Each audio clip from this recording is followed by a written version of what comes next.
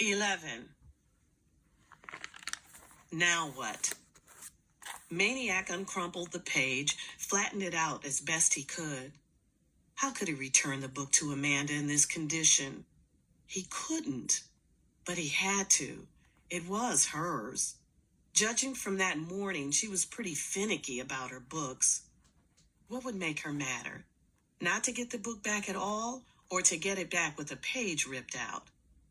Maniac cringed at both prospects. He wandered around the East End, jogging slowly, in no hurry now to find 728 Sycamore Street. He was passing a vacant lot when he heard an all-too-familiar voice. "Hey, fish belly!" He stopped, turned.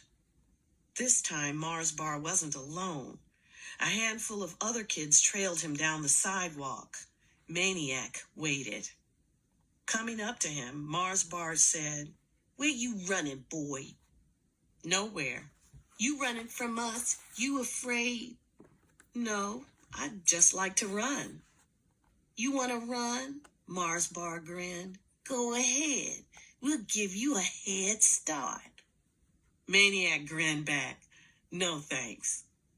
Mars Bar held out his hand. "Give me my book." Maniac shook his head. Mars Bar glared. "Gimme it." Maniac shook his head. Mars Bar reached for it. Maniac pulled it away. They moved in on him. They backed him up. Some high schoolers were playing basketball up the street, but they weren't noticing. And there wasn't a broom-swinging lady in sight. Maniac felt a hard flatness against his back.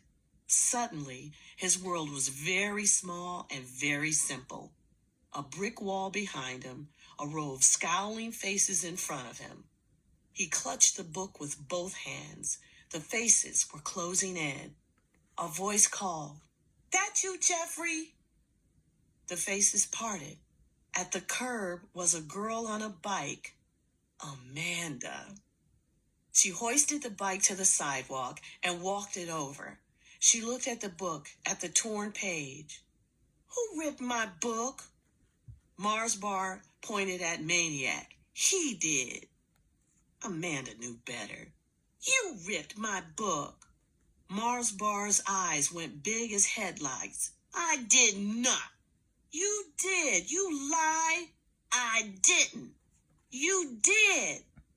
She let the bike fall to Maniac. She grabbed the book and started kicking Mars Bar in his beloved sneakers. "I got a little brother and a little sister that crayon all over my books. And I got a dog that eats them and poops on them. And that's just inside my own family. And I'm not gonna have nobody else messing with my books. You understand?"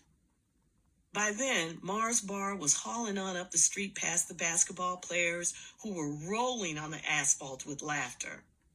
Amanda took the torn page from Maniac.